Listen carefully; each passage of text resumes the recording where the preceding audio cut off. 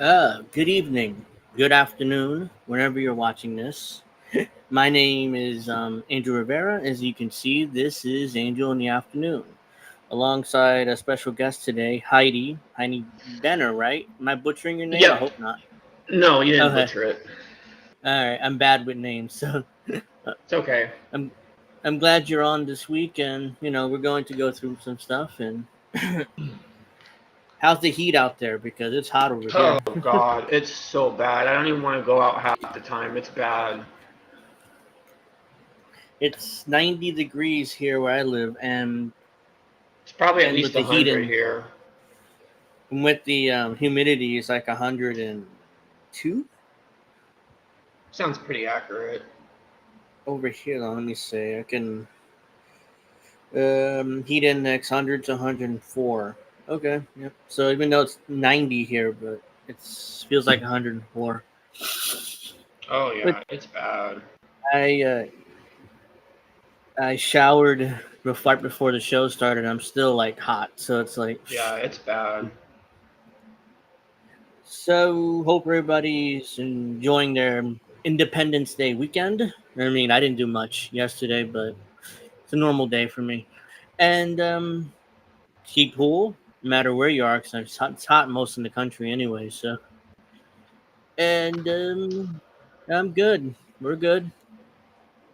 We're good. It's just we're in the Independence Day weekend, and it's kind of difficult. So let's get started. Whoops. Oh no, we're good. With the multiple Supreme Court decisions that came down this week, I figured we start there, and then we'll go to whether Joe Biden's going to be removed or he's going to stay on the ballot or not. So that's a whole other drama with the Democratic Party, and there's about to be a civil war within that party. So we'll get to that later in the show, and yeah. So there we go. So let's see. Oh no, we're good. Okay. Oops. Yeah, so let's get started with the decision. Oops. I'm not going to go over this one too much because it's like this is the decision where the courts must independently interpret statutes, not defer to agency interpretations. So just real quick, I mean, this decision back before this decision came down, basically the federal agencies were allowed to interpret laws however they wanted to because it made it easier in the federal courts because the court system wasn't inundated with cases trying to figure out what does these laws actually mean, how to interpret them or how to implement them. So now, after this decision, now everything has to go to the federal court, which will clog up these courts further, and make decisions take even longer. So let's see. Courts historically interpreted laws independently. Deference to agency interpretations not required now. Respect given to executive branch views, but not binding. So this is the Chevron decision. If people don't, I'm talking about here. I'm not going to go over this too much. The court overruled Chevron, emphasizing the judiciary's duty to interpret laws independently. So yeah, now there's going to be a lot more cases in the judiciary because this decision came down. So this is probably the smallest one. To me, it's not really a huge deal. But uh, let's see. Let's see. Let's go to the next one, which is the City of Grants Pass versus Johnson decision. This is the decision where homeless people. Let's see. Yeah, the Supreme Court rules enforcing public camping laws against the homeless is not cruel and unusual punishment. So this is the one that pissed off a lot of people. Uh, the Eighth Amendment focuses on type of punishment post conviction, not criminalization or conviction procedures. The Ninth Circuit Martin injunctions have limited cities' efforts to address homelessness and have unintended consequences. Grants Pass is involved in a legal battle regarding its public camping laws and their application to the homeless population. Balancing homeless rights with public safety is a complex issue. I'm just reading out some notes that I wrote down. So, the city sanctions for violating public camping laws are not considered cruel and unusual punishment. Various cities and states supports grant passed petition for senatori, which is some kind of Latin word highlighting the widespread impact of the legal issue. So, in other words, yeah, I mean, um, anti anti camping laws or public camping laws against the homeless are not cruel and unusual punishment. So, basically, cities will be allowed to arrest people or basically remove people from public property if they have tents up or they have anything like that. So yeah, so this is basically this allows cities to force out homeless people, either put them in jail or just force them into another city or force them into hiding. I don't know where they're supposed to go. If there's not enough if not enough room in homeless shelters or in public housing, where they're supposed to go. So yeah, so another ruling that screws over everyday citizens, hell, homeless citizens, not even people that have houses. This just keep putting the screws to the American people. So let's see. The next case is the president's immunity case, which is what everybody's talking about. These other decisions are kind of, you know, flying under the radar because of this decision. Everybody's like, the former President Trump is indicted for election fraud, conspiracy during presidency, blah blah blah. So presidents have absolute immunity for official acts within constitutional authority. Distinction between official and unofficial acts are crucial. By the way, the decision does not make it clear what is official or unofficial acts. So who knows what that's supposed to mean? So the lower courts are supposed to make the decision what is official, unofficial. However, we all know that's going to end up going to the Supreme Court again because there's going to be disagreement on what's official or unofficial. President's immunity necessary to prevent chilling effect on decision making. In other words, the president, can't be scared of prosecution, so they must be given immunity to do whatever the hell they want. Prosecuting presidents for official acts poses greater threat than civil suits. Balancing fair law enforcement and effective executive branch is crucial. Constitution does not support broader immunity claims. Let's see. So this is I wrote this is a I wrote down a bunch of stuff here. So this decision basically this further leads us into the imperial presidency. I'm sure people have heard that saying. And there's a book in 1973 called the Imperial. They famously described this pattern as the Imperial Presidency in 1973 book. The surge peaked with Nixon, who later summed up his philosophy of executive power as when the president does it, that means it's not illegal. So that infamous interview that Nixon gave, basically like, oh no, the president, whatever the president does is automatically not illegal. Like, yeah, come on. And now it's also called the unitary executive theory, which came out in the 80s during the Reagan administration. Again, a lot of our problems in this country goes all the way back to the Reagan administration. It's like once Ronald Reagan was elected, it's like this country took down and into a new timeline where we are today. Before Reagan, it was like presidents were presidents, and even though yes, Nixon was resigned from office and he was like a criminal too, but at least Nixon resigned, after he got busted. But Trump isn't going anywhere. He's still running for re-election. So it's like, yeah, let's see, constitutional theory. So the 6 justices who ruled in favor of immunity for U.S. presidents, 5 of them worked either in the Reagan administration, Bush Senior's administration, or Bush Junior's administration. So let's see. I wrote these down. 3 of the Supreme Court conservative supermajority. Chief Justice John Roberts and Justice Clarence Thomas and Samuel Alito worked for the Reagan administration. So there's 3 right there. The other 2, Neil Gorsuch and Brett Kavanaugh, worked for the George W. Bush administration. So it wasn't Bush Senior, it was Bush Junior. So 5 out of the 6 worked in either the Reagan administration or the George W. Bush administration. The other one, Amy Coney Barrett, was a lawyer. She didn't really work for she didn't work for the White House or any White House, in fact. So yeah, so this is a continuation and a further into the unitary executive theory, which basically allows the president to do whatever the hell he wants and not worry about criminal action. So yeah, so we have the imperial presidency that was talked about. We got it now. I mean, it's here.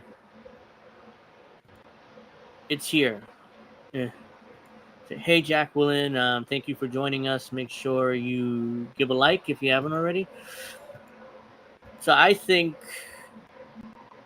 so yeah, I mean, the Reagan administration and the Bush administration and all these administrations that these Republican administrations is like, come on.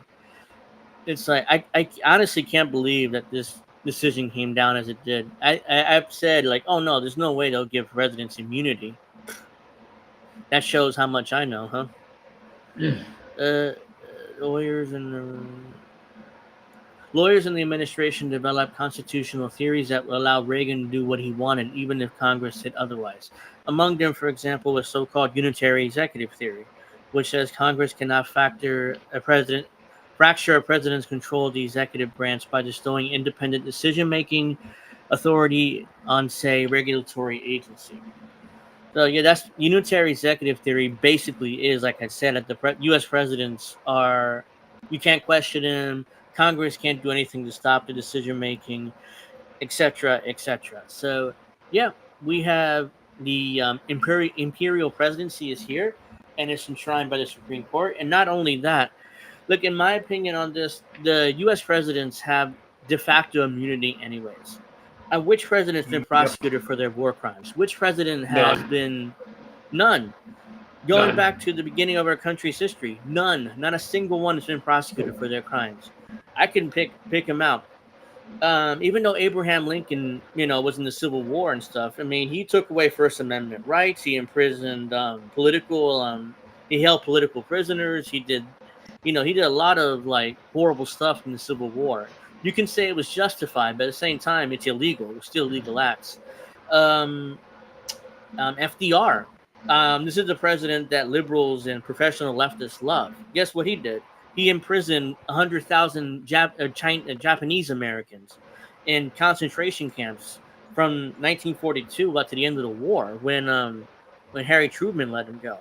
So yeah, that was unconstitutional and highly illegal. Nixon did Watergate. He was not prosecuted. In fact, Gerald Ford gave him a pardon. So that's, let's see. Reagan did the Iran-Contra scandal, which Reagan should have been prosecuted, but everybody else underneath him was prosecuted except for him. The president was protected, of course. Let's see. Bush Jr., George W. Bush with 9/11, failing to protect the country in 9/11. That right there is that's horrible crime. And then Iraq and Afghanistan were disasters. So, oh yeah. So U.S. presidents don't get prosecuted anyway. So what the Supreme Court did is just made it official. Like, yeah, the president has immunity. This is made it official. And so let's see. All right. So if you haven't already, guys, just give me a like and subscribe and share the stream. Let's see. So Biden. So yeah, those are the Supreme Court decisions. There are at least 3. There were other ones, but I didn't really get around to reading them because I just didn't have the time. So let's see. As everybody knows, there's drama within the there's about to be a civil war within the Democratic Party between the Biden administration, the Biden family, and the Democratic Party bosses. Because the party is desperately trying to get rid of the president, but at the same time, the president's hanging. It's like he's digging his heels and hanging on to power. He's not going anywhere. So, in order to force out, they need to force him out. And there's already I've read articles and I read tweets about how they've already decided that Kamala Harris is going to be a nominee. It's just that they're looking for a VP choice for her to make, in order to. So the party is already moving on from Joe Biden, but Joe Biden is, digging his heels and trying. Nope, I'm not going anywhere. So let's see. Oh wow. Um, where is what? Excuse me. um, let's see here. Excuse me. Bear with me 1 second. I'm still all over the place here. Uh,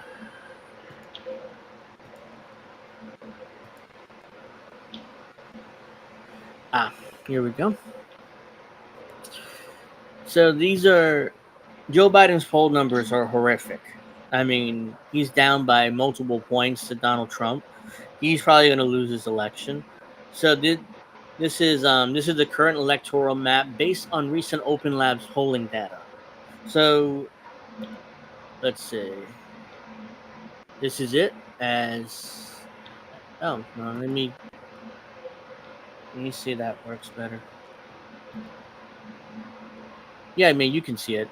Look at all that red. I mean it's just brutal. I mean all that. Let me see if I can make this bigger. I can't even really see it on screen. Not really, but whatever. You see that red? This is brutal. Pennsylvania, all the Rust Belt goes back to Trump. Let's see. New Hampshire goes to Trump. New Hampshire is usually a blue state. New Mexico is a blue state. What state is that? I can't see. Oh, Utah, Nevada. I mean, Utah's always a red state, but Nevada is like a blue state. Arizona is a blue state. New Mexico, Georgia. Georgia went blue last time. I mean, Arizona's more purple. Oh, well, you lived there, so you would know. Yeah, well, traditionally it's red, but then last election it kind of like went back and forth. But traditionally it's been very Republican based. Yeah. Okay. So, yeah, I know that when I was growing up, it was a red state, pretty much Arizona, but lately it's kind of gone blue. Went blue last time. So and let's see, Virginia even goes red, and Virginia was a blue state pretty much last few elections. This is brutal. I mean, this is like landslide territory. This is like Obama style landslide 2008 when he had like 340 electoral votes, whatever it was. Hmm. Oh, in New Jersey, my home state, there were polling that came out that has Trump up by 2 here in a blue state. So, I think New Jersey maybe could go red. So, and I saw polling that had Trump down by 8 in New York. In New York, by the way, another blue state. In Colorado, Biden's up, but he's up barely. It was like a lot of these states. I mean, could go red, and then what? Joe Biden leaves office in humiliating fashion. Honestly, he deserves it after everything he's done during his presidency. But he leaves office in humiliating fashion. However, this is not going to change anything. Donald Trump is not going to come in here and all of a sudden be a progressive, in a second term. Or it's not going to happen. He's going to be even more Zionist than Joe Biden is. He's going to give another tax cuts to corporations and billionaires. I mean, he's already said he's going to do another tax cut. So more tax cuts we're looking forward to. We'll look forward to more wars in the Middle East. We look forward for further escalation, in Gaza and in Israel. We got that to look forward to. So no matter what, nothing's going to change with Trump, re-entering the White House, which is pretty much going to happen. Even if Kamala Harris is nominee, it won't be as bad, but the Democrats will still lose. They're going to have to eat that loss in November because there's no way that they can win this election. Let's see.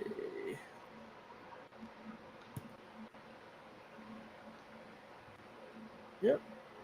So if you haven't already, give me a like, subscribe, all that good stuff.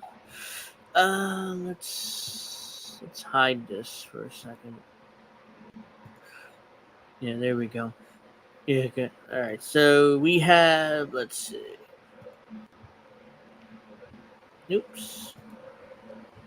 We have more gaffes by Joe Biden. We'll get to that in a second.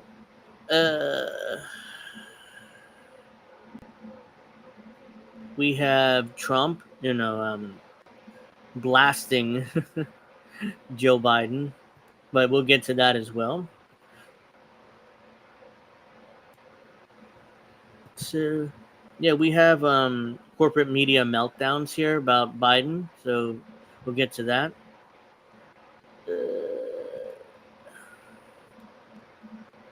CNN. So this is CNN. They say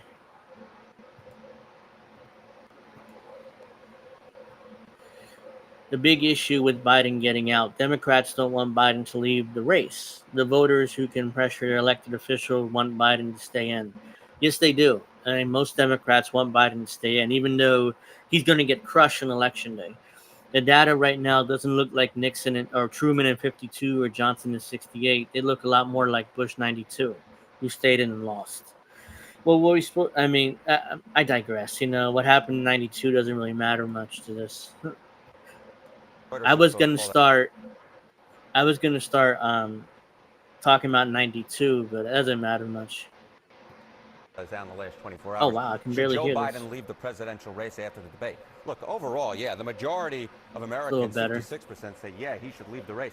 But look among Democrats. This is Joe Biden's base. This is why he is the president. They nominated him back in 2020. They nominated him. Democrat, so Joe Biden lead the race. Overall country has it at 56%, yes, 39% no. Democrats, 32% yes, 66% say no. So I guess unless partisan Democrats don't know how to read a poll, because that should be reversed. They should want Joe Biden out. Nominated him again in 2024. 66% of Democrats say no, he should not leave the race. And of course, it's going to be these Democratic voters who put the pressure on their members of Congress, their governors, the elected officials, party actors to try and get Biden to lead. At this particular point, though, the Democratic activists are not necessarily going to put the pressure on Joe Biden, because the fact of the matter is most Democratic voters, 2/3 of them, want Joe Biden to stay in this race. They don't want him to quit, Kate. How does this compare, and what you can compare it to, in terms of past incumbents who then decided to not run for re-election? Right. There are two incumbents who were going to potentially run and decided to get out. In 1952, it was Harry S. Truman. In 1968, it was Lyndon Baines Johnson. So, look, they quit before the nominations were decided, right? They quit as the primary season was going on. This is the choice for nominee before incumbents quit. Look, in 1952 with Harry S. Truman, look at this. He was well below 50%. He was just at 31%. He's deeply unpopular by 52 because of the the Korean War and and stuff like that. So Truman wasn't going to win. Losing the primaries to Estes Quafafer at 35%, but look at that, 31%. That is way, way, way low. Just 66% of Democrats right now want Joe Biden to stay in the race. This was just 31% for Truman back in 52. How about Lyndon Johnson in 68? After RFK entered the race, RFK was leading in the Democratic primary with 44%. Look at this. LBJ was just getting 41% of the Democratic vote. These numbers are far worse than what Joe Biden is facing right now among the Democratic electorate. Yeah, overall voters want him to leave, but Democratic voters like Joe Biden, the numbers Joe Biden's getting right now don't look anything like the last two times the Democratic incumbents decided. LBJ was deeply unpopular because of a war too, of the Vietnam War. So yeah, and Joe Biden's deeply unpopular. A lot of the reason why is because of a war. Again, this time in Israel. So yeah, so there's parallels there for sure. You know what? It's time for me to step aside. If this landscape is not what Joe Biden is looking at, is there a scenario that what Joe Biden's up against is more like? Yeah, how about the last incumbent who had approval ratings about as bad as Joe Biden did among the overall electorate? Think he should quit the presidential race. Back in 1992, remember George H.W. Bush faced Pat Buchanan. That primary, it wasn't too serious. He won all the primaries, but there was still some inkling for him to get out of the race. But this polling was taken after he was the presumptive nominee. 24% of Republicans thought that George H.W. Bush should get out of the race. Compare that now, 32% of Democrats think that Joe Biden should get out of the race. These numbers look Bush lost, or Bush ultimately was deeply unpopular among Republicans because he broke a campaign promise. He was like, no new taxes, and everybody went crazy for that. And of course, there were new taxes, which is why. No, Republican raising taxes. I know it's shocking, but he did do it, which is why he struggled. Ultimately he lost to Clinton, and also, what's his face ran? Who? Not I'm forgetting his name. The rich guy. Perot? Yes, him. He ran. Ross Thank you. Perot, yes. Yeah. He ran in '92 too, which is part of another reason why Bush Senior lost. Yeah, that's all right. Let's keep going with A this. lot more comparable than the 52 or the 68 scenario. Look, this number could change, this number could go up, but at this particular point, the numbers that Joe Biden is facing amongst his base look a lot more like 1992 when George H.W. Bush not only stayed in the race, but he ran hard, obviously lost that November to Bill Clinton. But this number looks a lot more like an incumbent who's going to stay in the race than one who's going to get out. Very interesting in this moment in time. We'll see what happens. Yep. If the Democrats were smart, I'm amazed by all this drama going on. It's like, oops, what did I just do? Oh no, we're good. Just close the thing It's out. like, yeah, it's like there's gonna be a civil war within the Democratic Party, and it's gonna be ugly, and I'm gonna love every second of it because Joe Biden ain't going nowhere, and the Democrats are insisting on replacing him. So it's gonna be an interesting fight and see who ultimately wins.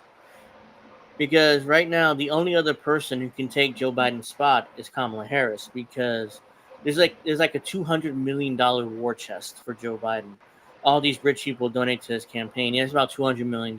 Problem is, the Democrats can't just transfer this money over to, let's say, Gavin Newsom, because he's not running for president. So if he started to run, all of a sudden they have to start from scratch and raise all that money again, which would take some time. So only other person that can replace Biden realistically is Kamala Harris. So let's see. Oh no, I screwed up. Let's bear with me 1 second, guys. Yeah. So these are surely nothing to be learned from this. Incumbents trailing before and after the first debate. Ford in 76, he lost. Carter in 80, he lost. George H.W. Bush, 92, he lost. Trump in 2020, he lost. And Joe Biden's running for re-election. So I'm assuming he'll lose too. So historically, when presidents are trailing like this before and after the first debate, they'll lose. They'll lose and all these presidents running for re-election, by the way. So they all lose their re-election bids. Let's see. Let's see what it's meant to be a two-horse race, except one person is a clapped-out old nag, and the other one is not so much clapped-out old nag. Yeah, we have two old men, you have two boomers here running for president in 2024. Two boomers. We're not talking about just, two people in their 50s. One's like 80 and the other one's like 77. So Biden, I think, is in his 80s and Trump is like late 70s. So, yep. Let's see. All right, so let's go to this leaked video. This is Donald Trump running trash. Let me try it again. Talking trash about Joe Biden and Kamala Harris. So. What did I do with the debate tonight? Oh, amazing. Kicked that broken down pile of crap. Yeah. It's a bad guy. He just quit, He's quitting the race. Is that right? Yep, I got him out of it. And that means we have Kamala. I think she's going to be better. She's so bad. She's so pathetic. She's so pathetic. Jesus. But can you imagine that guy dealing with Putin? Why is he sitting like The that? president of China, who's a He's like this. He's a fierce man. A very tough guy. And they see him, they go, There you go. Sit up. But they just announced he's probably... I can barely hear him. It's not a really good quality, but yeah, basically he calls Biden's quitting the race. I got him out. He's an old broken pile of crap. Now we have Kamala. She's so fucking bad. So that's basically I couldn't understand him. It's okay. And thank you for joining us, anyways. So like and subscribe, all that good stuff. Thank you, Steph. So I could barely understand. Maybe because of how low it is, but this is kind of a funny one. I want to. Oops. Let's see.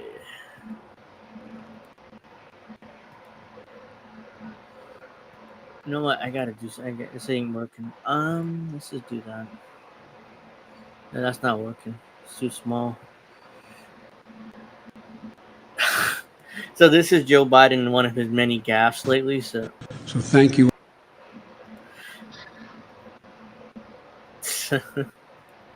So thank you all. God bless you all. Let's go lick the world. Let's get it done. So thank you all. So it's down the bottom. It says, "So thank you all. God bless you all. Let's go. Lick the world. Let's get it done." This is after the debate. So this is not before the debate. It's after.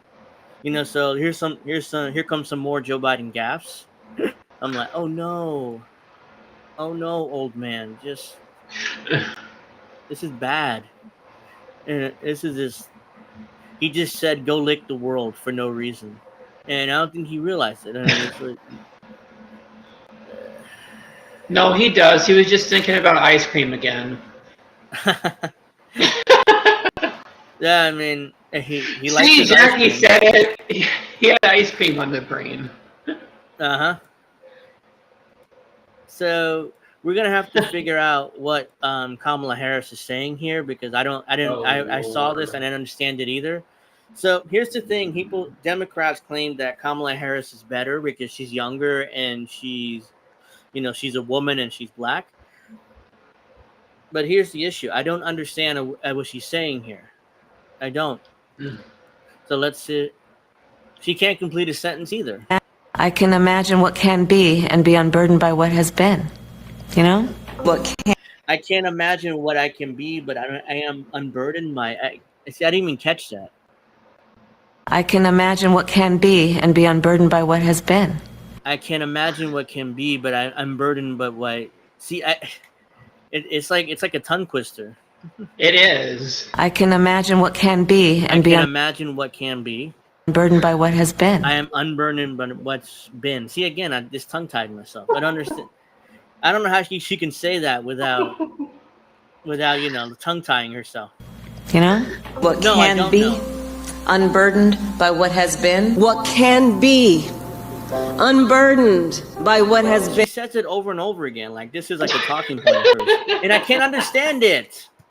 What can be unburdened by what has been. She must have said that at some point and people have gone, fuck, that is, yeah.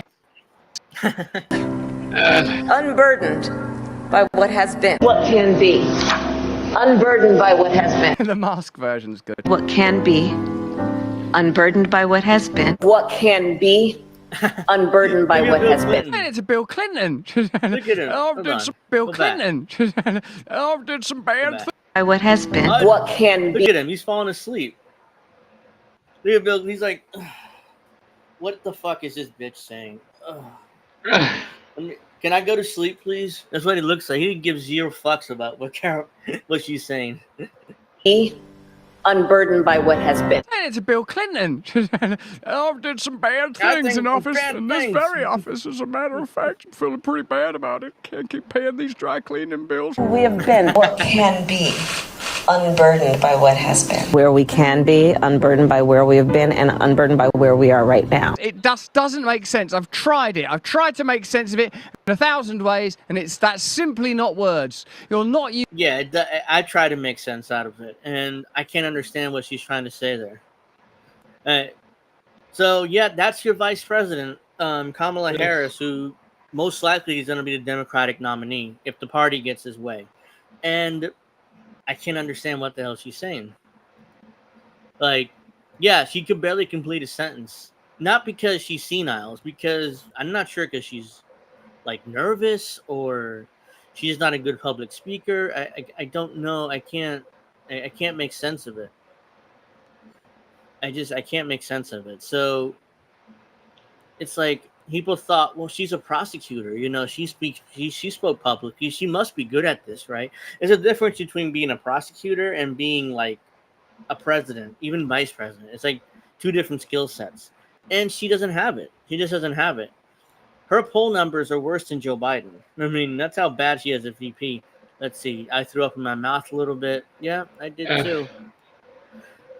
I did too. So let's get to moron here. Oh God, no. Moron here. Oh, and Lord. I wonder how much Adderall he did before this video, because he's very shaky. He says there's hope for Joe Biden still. Hey there. There's still hope. Did you hear me? There's still hope. I'd be lying if I said it wasn't ugly. I'd be lying if I said it has not been a catastrophic week for American democracy. I'd be lying. I'd be lying if I said I haven't been down myself. I'd be lying. You may have seen that the Supreme Court ruled that Donald Trump and presidents have complete and total immunity from prosecution for official actions taken as president. You may have seen Justice Sotomayor's dissent, where she said, for official actions, the president is now a king above the law. And she said, quote, with fear for our democracy, I dissent. You may have seen that the Chevron doctrine was overturned. And you may hear people on social media talking about, wow, this is like really bad. Like, this is really bad. Like, this is going to grind our system to a halt. In the last week, the United States has changed irreparably. But I started this video by saying there is still hope. There's hope. Because if it's not clear to you now, Donald Trump does not care about us. Even if you like Donald Trump, even if you hate Joe Biden, I don't care who you are. He doesn't care. He's a convicted felon who's waiting on Supreme Court decisions so he can get in office, go after political opponents, create chaos. He will stop at nothing for power. Nothing. There's an election in 4 months. Most people run for president are megalomaniacs. They're looking for power. That's Joe Biden, Donald Trump, Barack Obama, Gavin Newsom, talking about future candidates, Gretchen Whitmer, the other Democrats, whoever you're talking about, they're all megalomaniacs. They can't wait to get in power. He acts like it's just Donald Trump.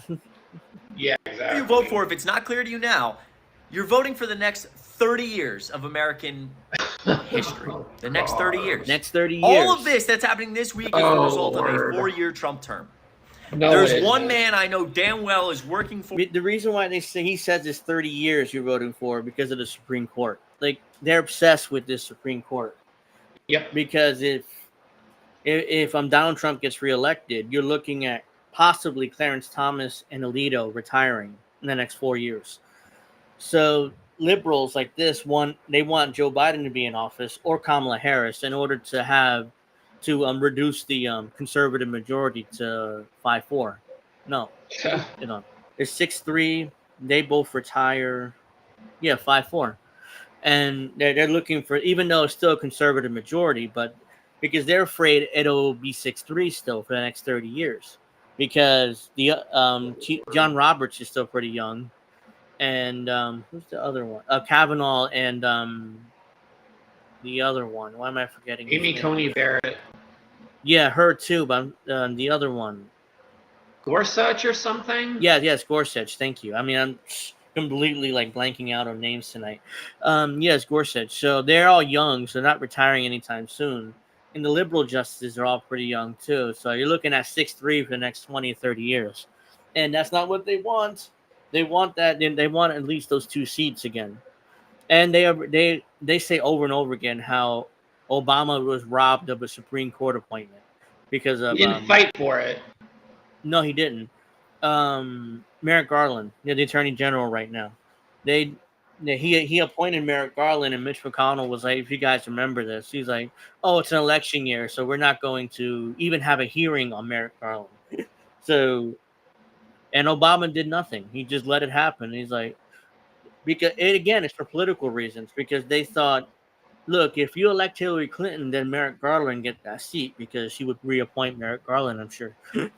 But since Clinton didn't win, now all of a sudden here comes Trump with a Supreme Court appointment, and that's where Gorsuch came in, I believe. He was first. Then after that, it was Kavanaugh, and then after that was Amy Coney Barrett. She was, and again, Amy Coney Barrett, if you guys remember, happened right before the election in 2020. She was appointed like a month before the election. She was confirmed.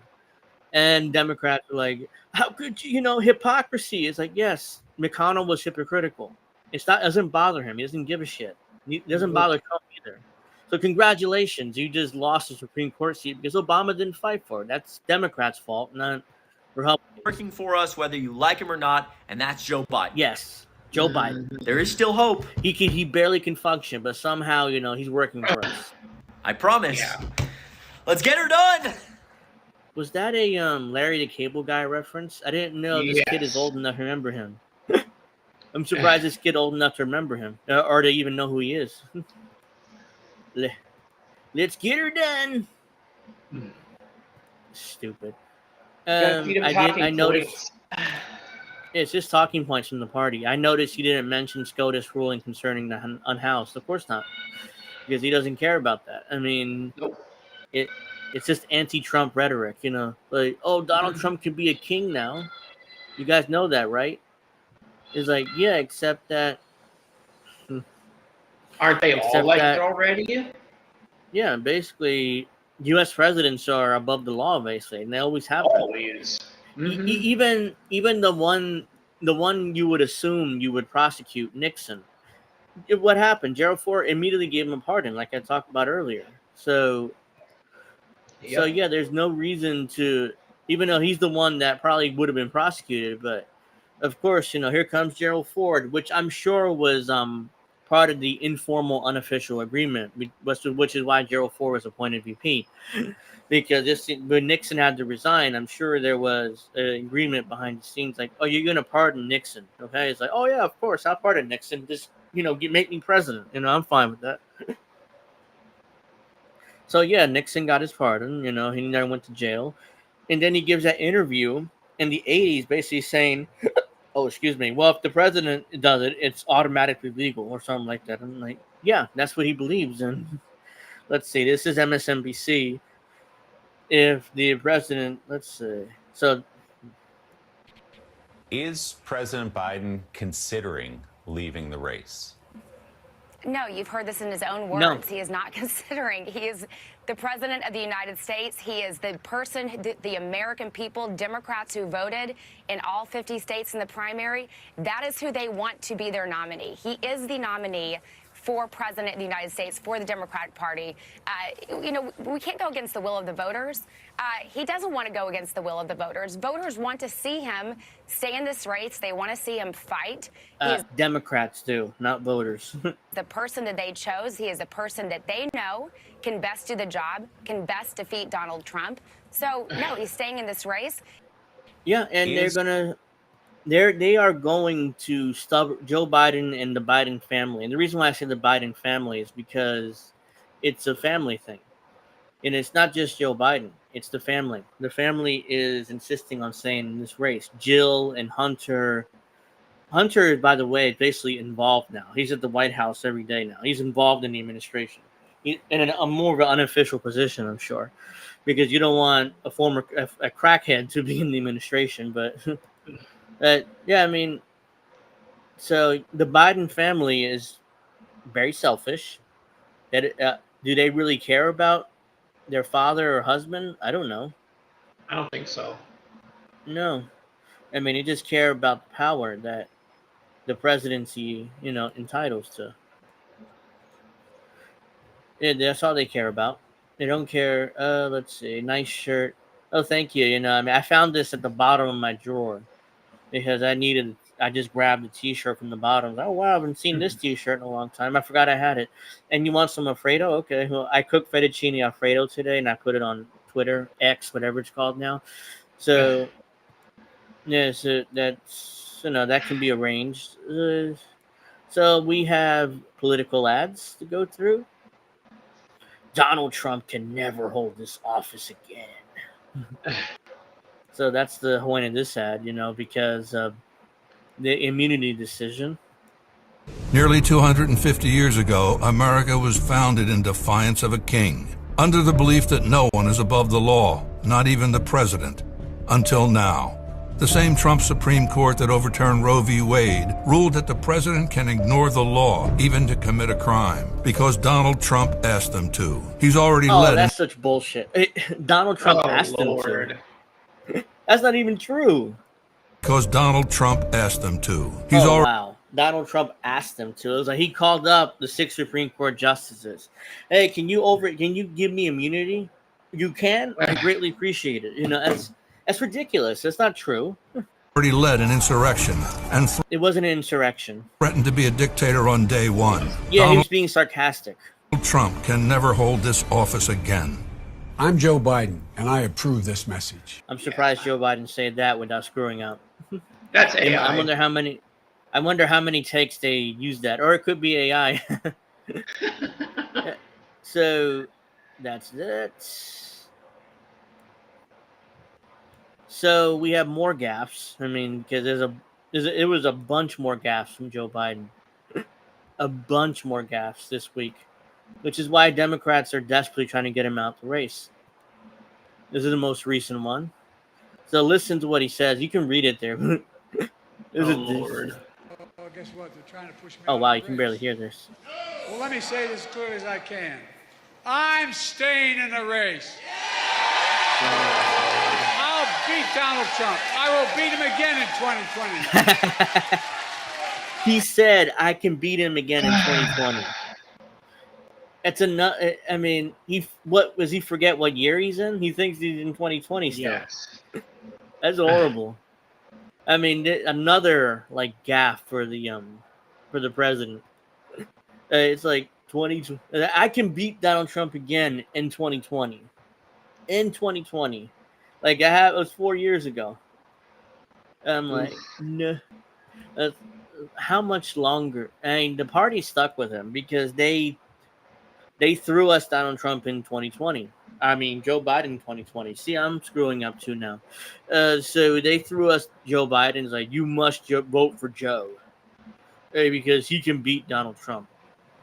Not Bernie Sanders, not any other progressive whoever ran in 2020. Donald Trump.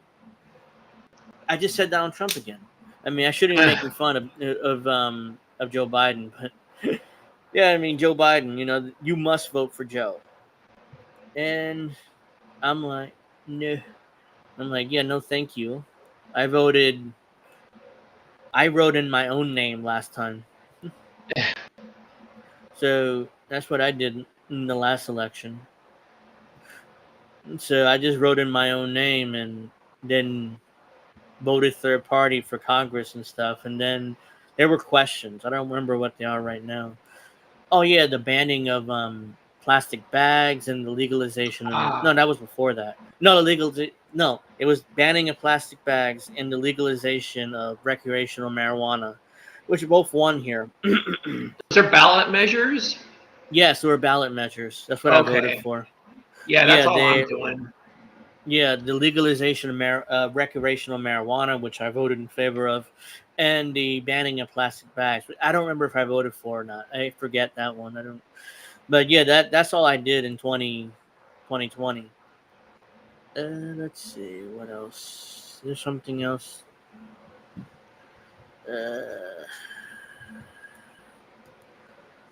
So let's see what I forgot.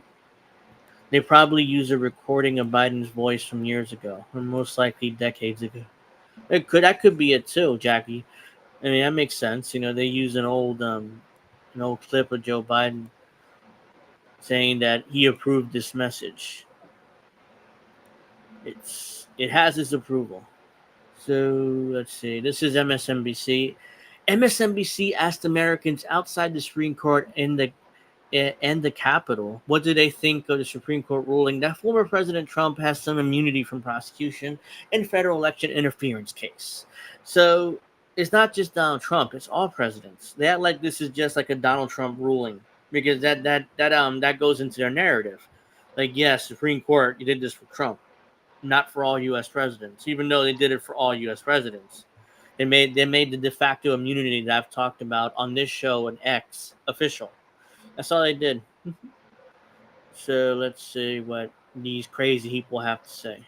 I believe they did the right thing. Oh, it's a Otherwise, Trump guy. it could have opened up a can of worms to, anybody sitting in the Oval Office would have to worry about their political enemies coming after them, like Joe Biden is doing to Donald Trump. The decision was just outrageous. It seems as though we have an imperial court that is solidifying an imperial presidency. They gave him everything but the crown. Well, as long as you're protecting each president that's in office for their tasks and roles and responsibilities while they're in office, I think is the most Another important Trump thing. supporter, I would guess. Yeah, I'm okay with that. It should not be like just because he was a president, he gets special treatment for what he has done to America. How dare... Again, it drives me crazy because all U.S. presidents get special preferential treatment. I mean, they act like it's just Trump. No, Obama didn't prosecute Bush. When and again, I was a lot younger. This is 2008, 15 years ago at this point.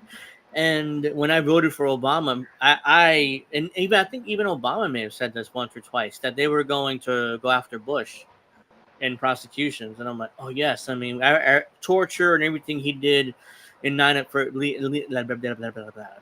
myself, leading up to 9/11 and after 9/11 in Iraq and Afghanistan, he deserves to be prosecuted. As soon as Obama's elected, what does he do? We look forwards, we don't look backwards. That's when I knew that I was tricked. Right there, right after he was elected. He was president. He wasn't even president yet. He's president-elect. And I knew that I had been duped. I knew right there. Right before, even before it was inaugurated. I'm like, we look forwards, never backwards. That's not what he said during the campaign. That's not what he said at all. I mean, he said kind of, that, yes, we would go after Bush. He's elected president. He's a part of the club. It's like, oh, we look forward. We don't look backwards. So, yeah, that's when I knew I was tricked. And I never trusted Obama again. Here, the justice system let him get away with all the things he's getting away with. Those 6 conservative judges are an arm of the RNC and the GOP. You hope that they would do what was right, but they didn't. I believe So these are like half Trump supporters, half Democrats, Of course, the Trump supporters tell me that what about the BBC radio host who suggested that Biden should have Trump assassinated? A clumsy and stupid way to point out the flaw in the Supreme Court ruling. He's not the only one, whoever that was. Kyle Kalinske also kind of suggested this. Bill Stansel. Yep. A lot of them are saying, well, Trump should have Biden should have Trump assassinated. What? I mean, they're allowed, the president is above the law, right? I'm like, yeah, assassinating political opponent is still illegal. Like, you can't have somebody killed. That's not what the Supreme Court was talking about. I mean, I'm sure if Donald Trump ended up dead of a bullet in his head, the first person they'd look at is Joe Biden. I mean, he's the president, he's a political enemy. It doesn't mean they'll prosecute Joe Biden. I'm not saying that, but that's the first person they'll look at. Because, again, presidents, they don't touch each other. But yeah, I mean, it's not the only one that suggested it. Kyle Kalinske, Crystal Ball, I think, might have said something to that effect. I don't know who else because I don't really watch these online liberal professional channels anymore.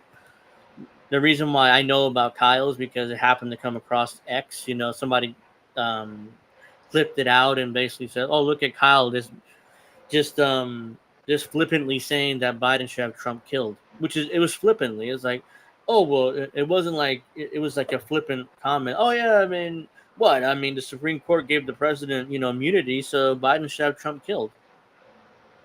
I'm like, no, these people are psychopaths. They're straight up psychopaths. They're just Democrats that care about, defeating Trump. And if that means assassinating him, they're cool with it. They're absolutely cool with it. And let's see here. Let's see. Yeah, it was. Oh yeah, I mean. So let's see. We have virtue signaling now from the White House. In particular, Joe Biden. Let's see whether he screws up, because I want to see this. And I may need to turn on my lights soon. It's getting dark. Oops. Okay. President Biden responds to today's SCOTUS ruling on presidential immunity. So we're going to get virtue signaling from the president. Any president, including Donald Trump, will now be free to ignore the law. So let's see it. The presidency is the most powerful office in the world. It's an office that not only tests your judgment, perhaps even more importantly, it's an office that tests your character. Because you not only face moments when you need the courage to exercise the full power of the presidency, you also face moments where you need the wisdom to respect the limits of the power of the office of the presidency.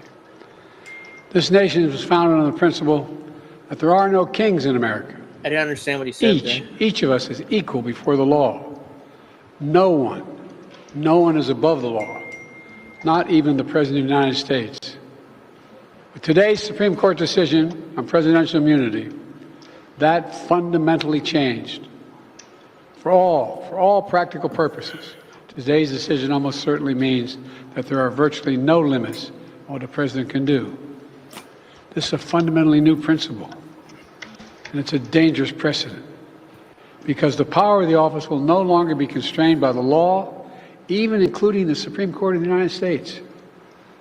The only limits will be self-imposed by the president alone.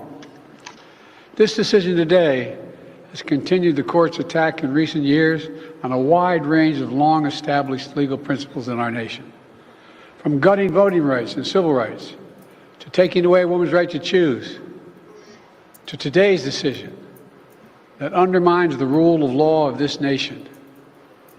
Nearly 4 years ago, my predecessor sent a violent mob to the U.S. Capitol to stop the peaceful transfer of power. We all saw it with our own eyes. We sat there and watched it happen that day. Attack on the police, the ransacking at the Capitol, a mob literally hunting down the House Speaker, Nancy Pelosi, gallows erected to hang the Vice President, Mike Pence. I think it's fair to say it's one of the darkest days in the history of America. Now, do you guys remember where you were January 6th? Because I don't. It's like, I remember, I know exactly where I was at 9/11, because they compared January 6th to 9/11. I know exactly where I was at. I was 2004. I was 17, 18 years old. I was a senior in high school, and I was in the in computer class. This is 2004, so our computers were much older. We barely had access to the internet. But I digress. Yeah, I mean, there were a bunch of TVs, surrounding the classroom, and we had I think it was ABC. It was local affiliate of ABC. This happened to be on the television screen. I wasn't paying attention, and then all of a sudden I look up and I see the plane hitting the first tower. It was on 9:40 something in the morning. I'm like, holy shit. And I said, so you guys seeing this? And everybody looked up. It was like, initially everybody thought it was an accident. I mean, it was like, oh wow, what a brutal accident. And I'm like, okay, I mean, that sucks. And we're all kind of like, and then the second plane hit the second tower. And I'm like, no, this is on purpose. There's something seriously wrong here. But I digress. Eventually we all went home, and the next week, we found out what actually happened after that, and it was horrible. January 6th is nothing like that. They act like it was like 9/11, and it's absurd. I mean, 9/11 kind of scarred me. I'm still like looking at those towers go down and stuff. I mean, to this day, I mean, every time 9/11 rolls around, and it reminds me of that. It's like, it's just so horrible. And these assholes act like January 6th was another 9/11. It's outrageous. The man who sent that mob to the U.S. Capitol is facing potential criminal conviction for what happened that day. And the American people deserve to have an answer in the courts before the upcoming election. The public has a right to know the answer about what happened on January 6th before they are asked to vote again this year. Now, because of today's decision, that is highly, highly unlikely. It's a terrible Now you did the decision. I didn't understand what he said there either. disservice to the people of this nation. So now the American people have to do what the courts should have been willing to do, but will not. The American people have to render a judgment about Donald Trump's behavior. I can't understand. The American people must decide whether Donald Trump's assault on our democracy on January 6th makes him unfit for public office in the highest office in the land. The American people must decide if Trump's embrace of violence to preserve his power is acceptable. Perhaps most importantly, the American people must decide if they want to entrust the president once again, the presidency, to Donald Trump, now knowing he'll be even more emboldened to do it.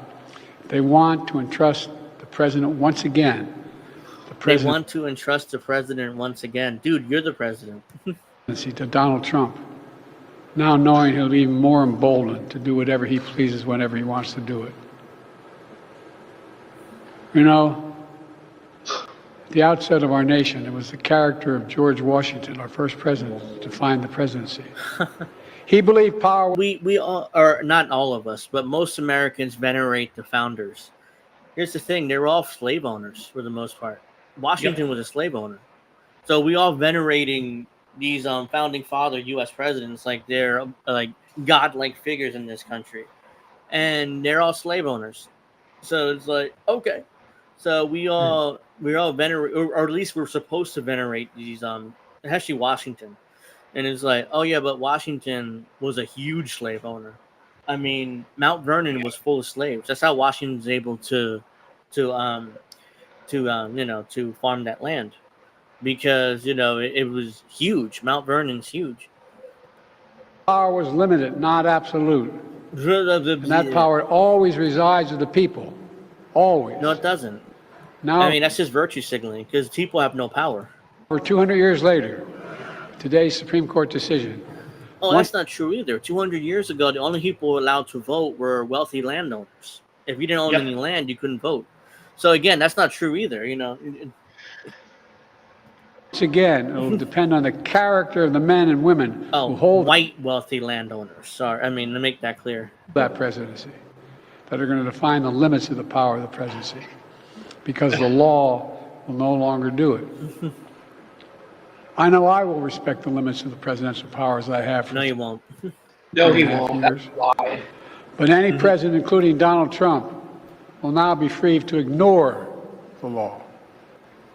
I concur with Justice Sotomayor's dissent today. Here's what she said. She said, in every use of official power, the president is now a king above the law. With fear for our democracy, I dissent. End of quote. So should the American people do. Did he just? You're not supposed to say "end of quote" when in the teleprompter. Of course, it's just letting you know. It's just letting you know that that's the end of the quote. Instead, he's like "end of quote," like he read "end of quote." You're not supposed to read that part. He wrote, because everybody knows it's the end of the quote, because that's what it says. I dissent. That's it. That's the end. You don't need to say read "end of quote." People dissent. I dissent. May God bless you all, and may God help preserve our democracy.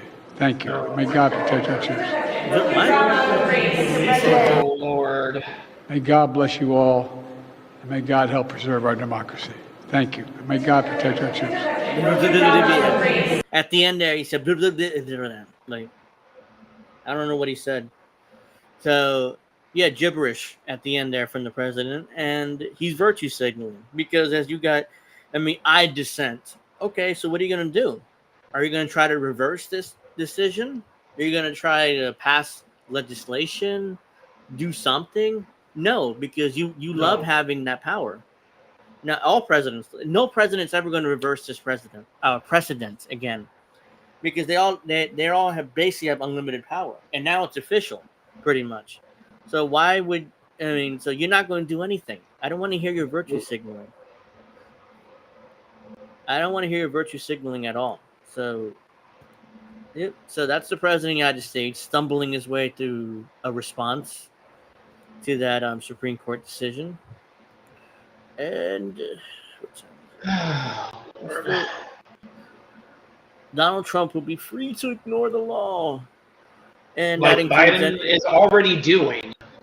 Yeah, he's yeah, exactly. I don't know that. I mean, it's like it's all Trump, all Trump, all Trump. It's his fault. Everything is his fault. Remember that. So this is talking points from Democrats now. So POTUS, just cracked my neck somehow. POTUS has said he's staying in the race. BP Harris has signaled to electeds that she's supporting him and asked for unity for the ticket. By the way, the only reason why she's doing that is because she doesn't want to be. She wants to act coy, like she doesn't want the nomination. Meanwhile, there was an article out saying she was mad. Her people were mad because they were. I hope that music goes away. Okay, looks like it did. What was I saying? Yeah, I remember Harris. Harris has to act like she doesn't want to be president. She doesn't want the nomination because, she doesn't want Democrats to get mad at her, or the voters. I mean, so she has to act like she's behind Biden when we damn well know she's not. She wants to be president. That's why she ran in 2020.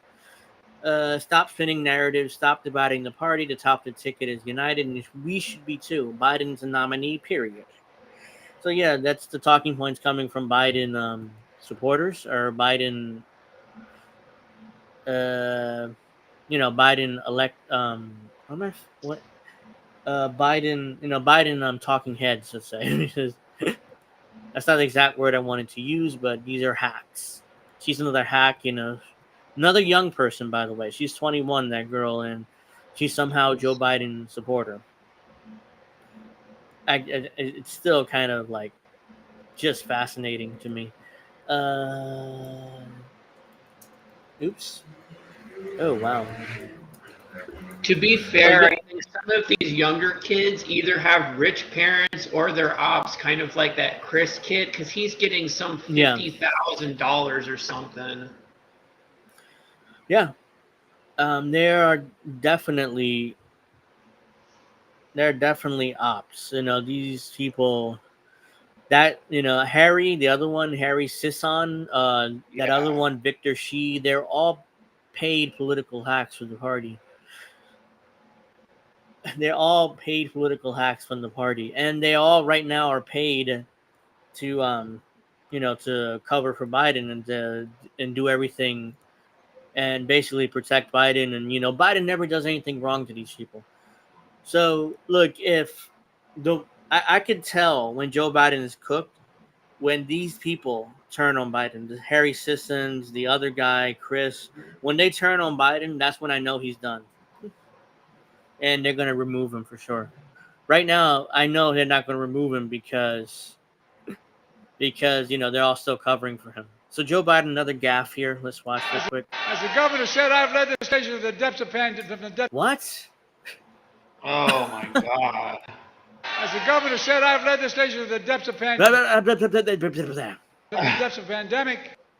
the governor said, I've led this nation to the depths of pandemic. What? What is that?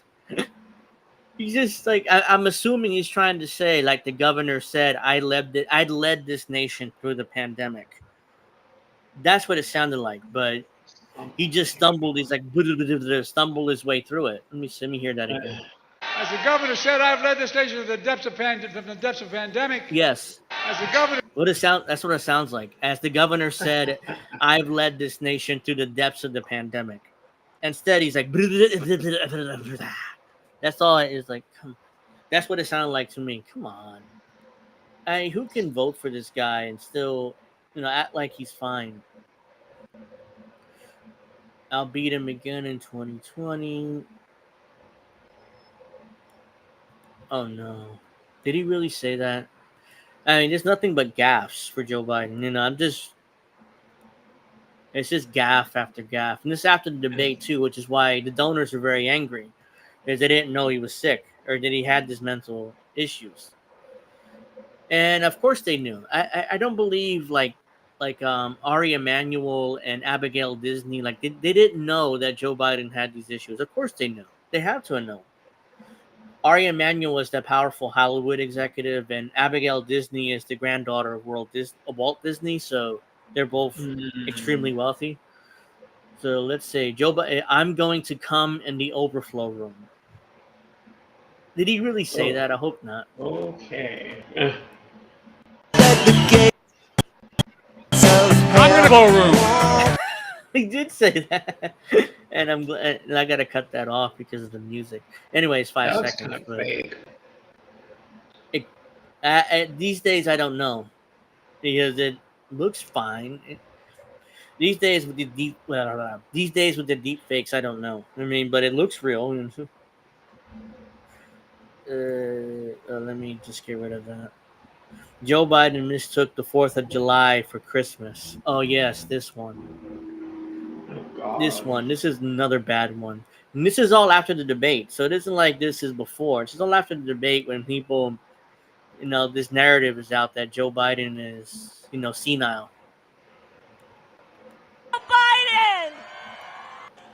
And we give thanks to our Commander-in-Chief, the President of the United States, the extraordinary President of the United States, Joe Biden! Extraordinary and over-the-top ass-kissing by Kamala Harris. It's like, in her brain, she's thinking, I hope this motherfucker dies so I can become president.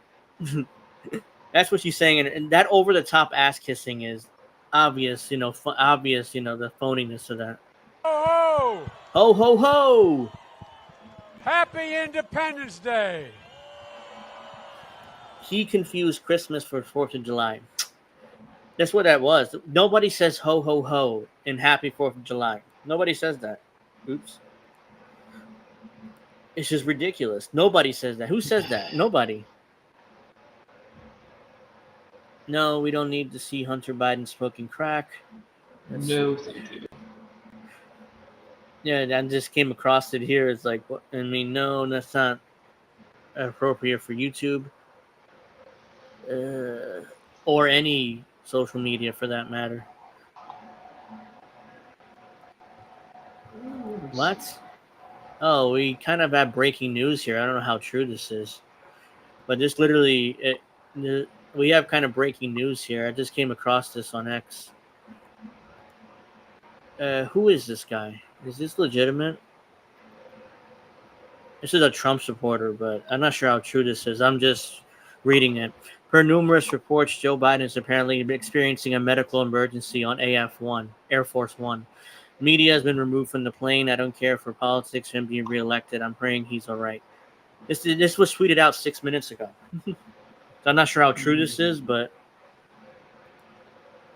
yeah, apparently, allegedly, Joe Biden's having some sort of medical emergency. So I'm not sure how true that is. I'm just putting it out there. Take that with a grain of salt because I'm not seeing that anywhere else. In fact, you know what? Let me...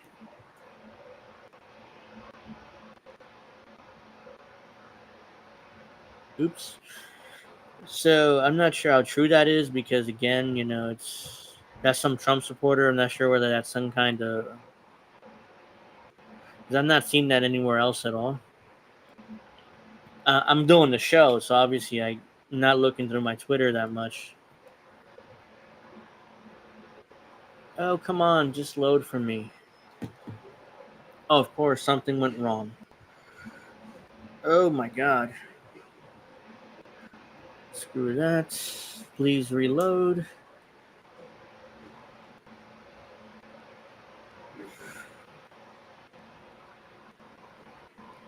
I'm just going to take that with a grain of salt because I don't see that anywhere else here on X. Oh no. Apparently it's real. Hold on. Breaking: Biden's reportedly experiencing a medical emergency on Air Force One.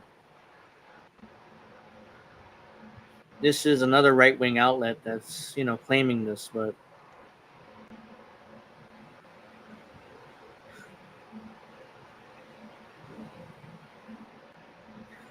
yeah, so apparently it is real.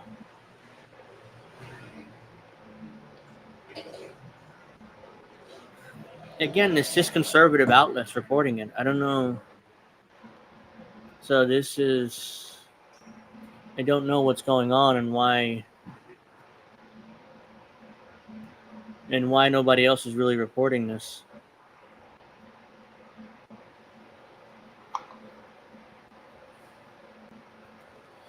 I mean, if it's just Andy. pretty recent, then a lot of people might not have caught up.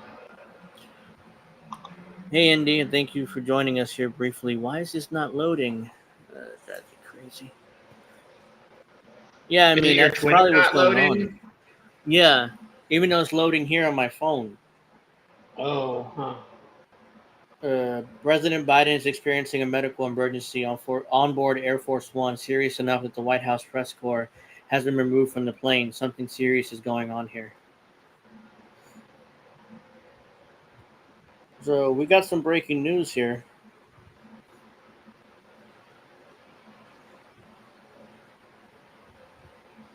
If you see it on a bunch of MSM networks, then it's probably likely very true.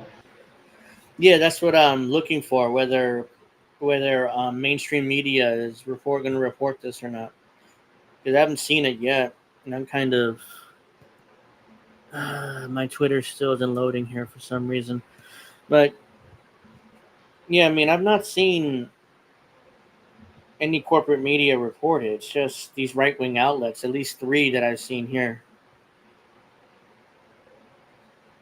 Is it in your trending news tab on Twitter? Because sometimes like trending stuff pops up. Yeah. Well, Air Force One is trending, so I'm not sure what that Yeah, means. so that I would think that it's this topic in question. Yeah. Yeah, I mean, the rumor of Biden medical emergency is proof of one thing. Disinformation is way too effective, blah, blah, blah, blah. There's no emergency on Air Force One. So I'm not sure what to believe, because some people are saying it's fake news or disinformation. Other people saying it's real. So I don't know what's going on exactly here. Breaking news of Joe Biden is experiencing a medical emergency. No reporters are allowed in.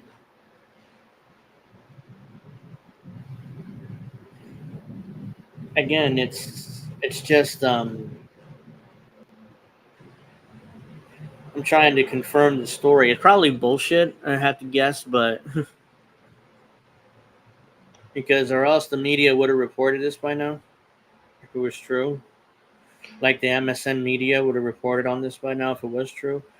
Because a lot of them allegedly got kicked off the plane. So this would be something that they would immediately go to their phones and tweet about. It would be all over Twitter by these mainstream media outlets. But unless they're purposely covering it up, yeah, I I'm not wouldn't seeing put it past anything. them.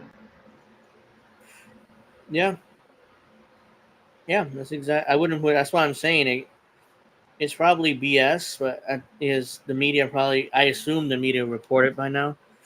But if not, then yeah, my Twitter for whatever reason it's on my computer is not loading at all. So that's why I have to look on my phone. But yeah, it's probably bullshit. There's nothing but right wing outlets and Trump supporters that are claiming this. So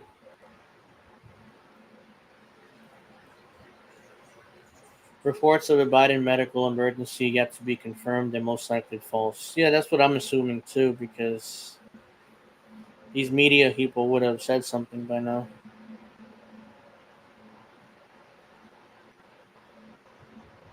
Oh, looks like it's finally loading.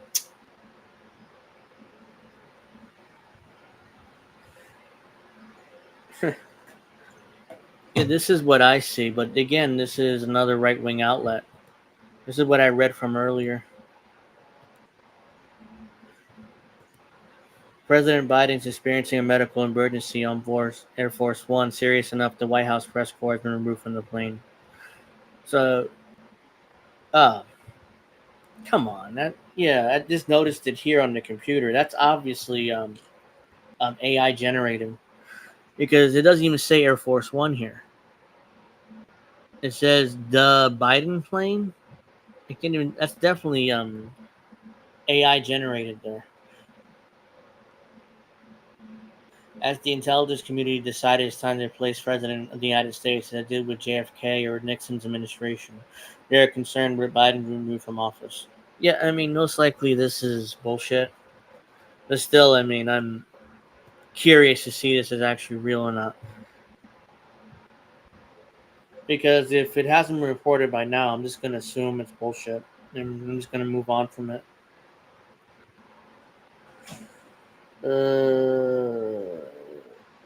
Oh, yeah. I wonder if I can find that video. Or have you guys seen Joe Biden claim that he's proud to be a black woman? Another gaffe of his recently. I was just about to say that, and I'm not seeing it on my timeline.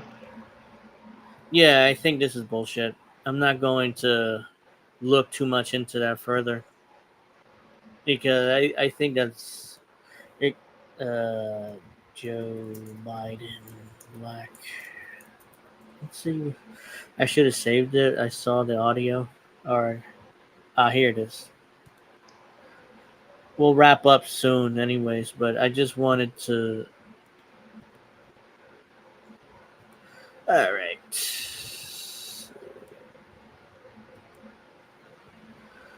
Joe Biden announced on a Philadelphia radio station that he's proud to be the first black woman to serve with a black president, causing many listeners to be confused.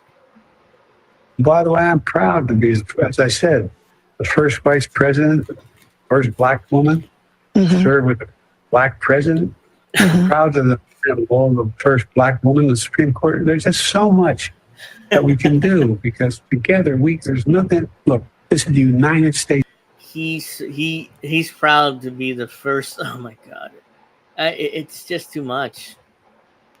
It's just too much. When will the family say enough's enough? Like he needs to spend whatever time he has on this planet in Florida with a mimosa, some kind of drink. I don't know. But at this point, there's no reason for him running for re-election. Ideally, I would want him in jail, but that's not going to happen. Which is why, as long as he's not president, I'm fine with it. Ideally, I would want him to go to jail, but that's not going to happen either. Oh yeah, the Stephanopoulos interview. This clip's out already. So Biden's doing an interview with George Stephanopoulos today, and apparently it's pre-recorded. It couldn't be live, and it's only 15 minutes. And only 15 minutes. So ABC, of course, agreed to this because they're pathetic. But let's start with the debate.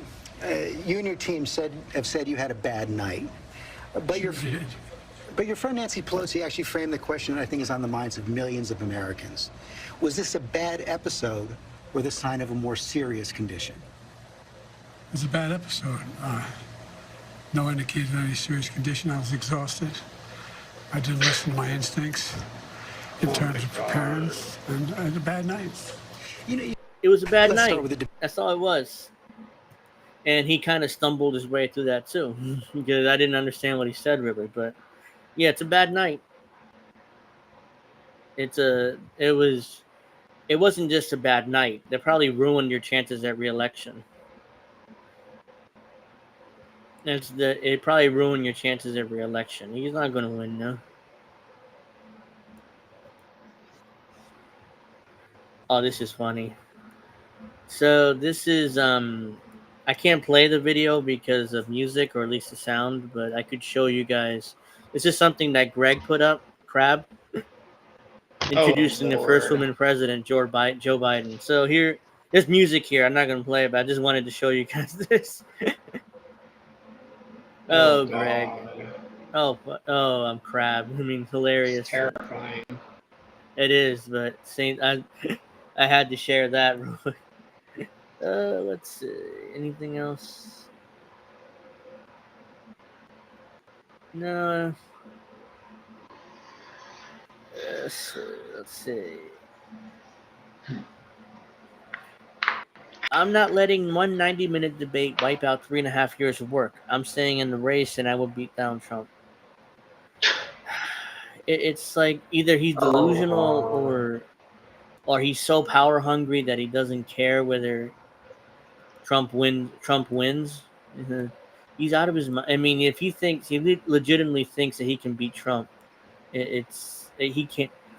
Jamie Harrison, Biden ass kisser, says President Joe Biden beat Trump before, he'll beat him again. That's our president. So yep. So another Biden ass kisser there. Now you probably heard we had a little debate last week. This is barely audible. Can't say it was my best performance. But ever since then, there's been a lot of speculation. What's Joe going to do? Is he going to stay in the race? You shouldn't. Drop out. What's he going to do? Well, here's my answer. I am running and going to win again. He. Because. Let's go, Joe. Let's go, Joe. It's at the rhythm of "Yes, We Can" from the Obama years, so is at that rhythm, obviously. Folks, I'm the sitting president of the United States of America. What? In small part because of you.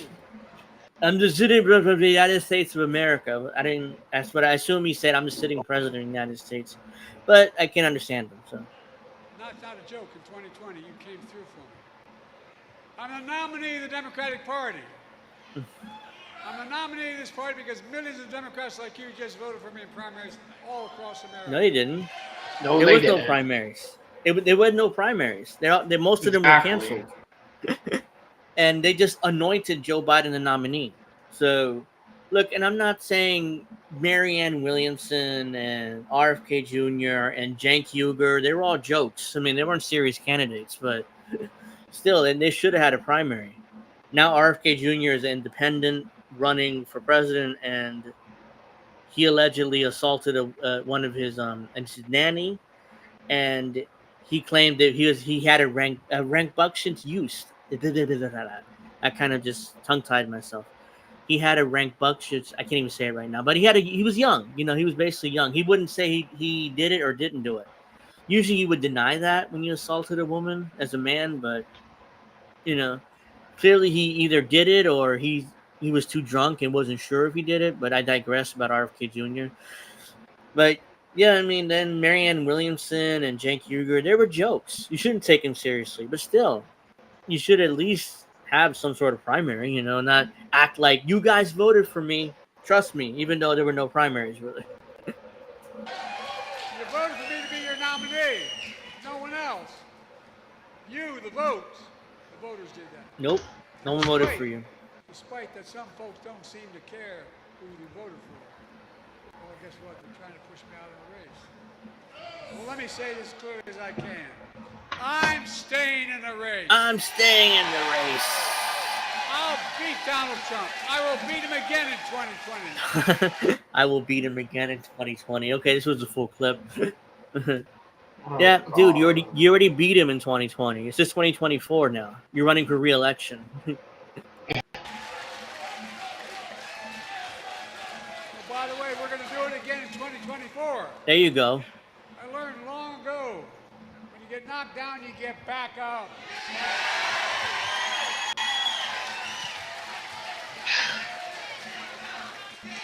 And I'm not letting one 90-minute debate wipe out 3.5 years of work. What? The governor said I've led this nation to the depths of pandemic, to the strongest economy. Yeah, he just stumbled his way through that again.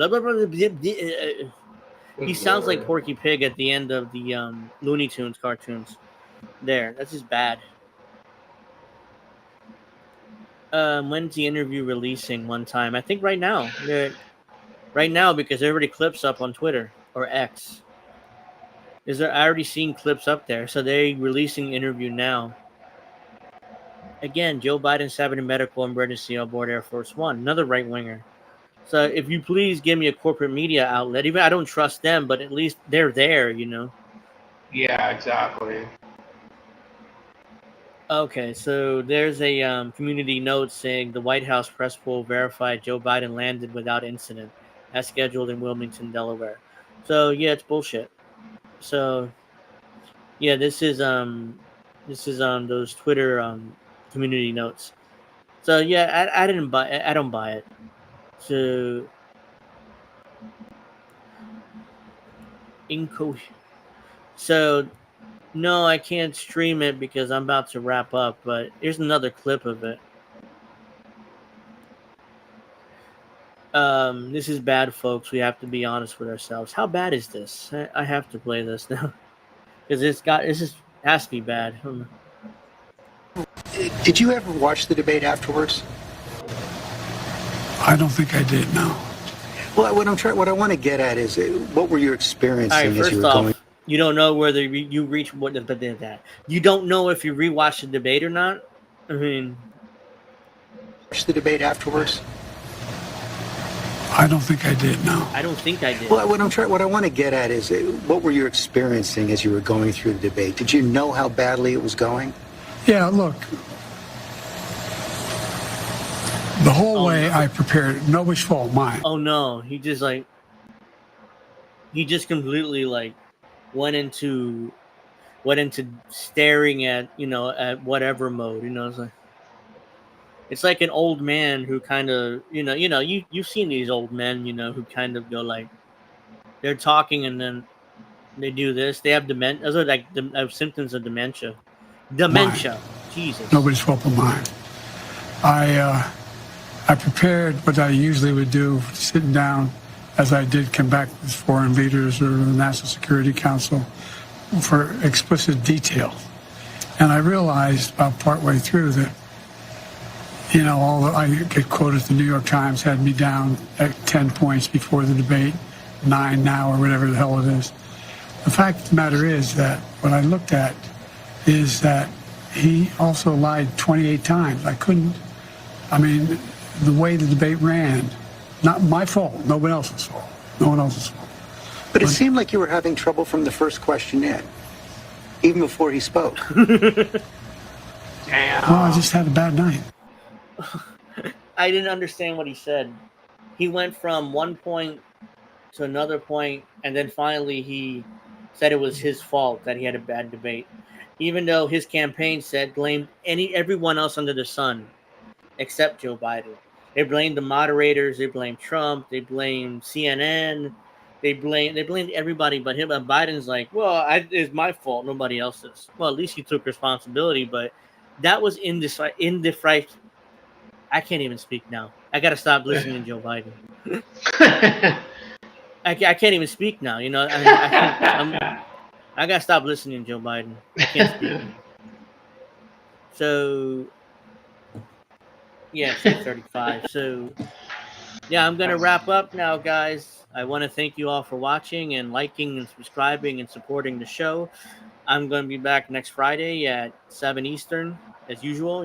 So I want to thank everyone for watching, and I'll see you guys next week, next Friday. All right. Again, I can't speak. Oh, have a nice weekend, everybody. Did you want me to do my thing really quick? Yeah, we're still on. Go ahead. So, for anybody that's watching, I have asked Indy, our founder, if I might be able to run.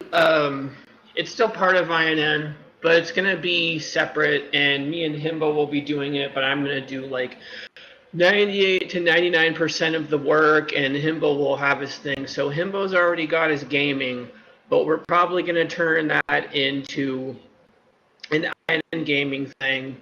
But what I'm mostly going to be doing is running a segment at least once a week, probably a Saturday or Sunday. Haven't decided yet.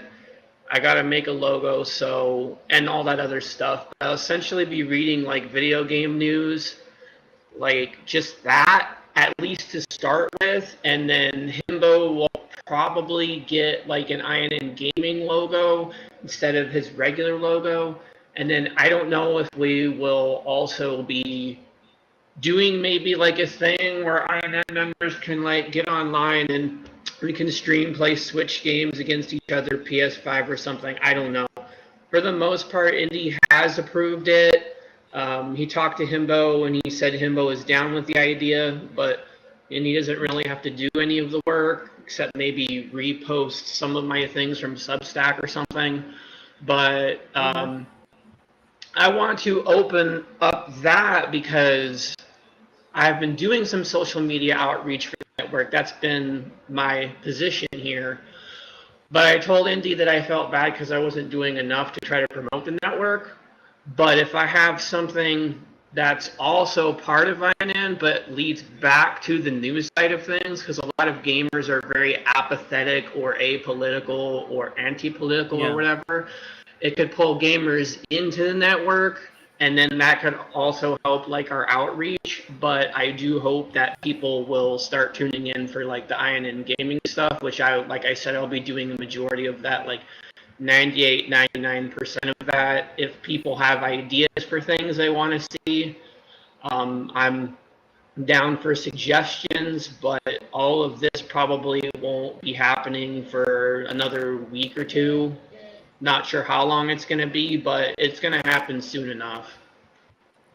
Okay, that's great. I mean, because I'm a gamer too, but I don't really have time to play because because I'm A lot life. of stuff. But Yeah. yeah, but yeah, I mean, I'm a gamer. I think I have a PS4 over there, which I don't use, and I have PC. So I have a bunch of games on my Steam, which I never play again because stuff gets in the way.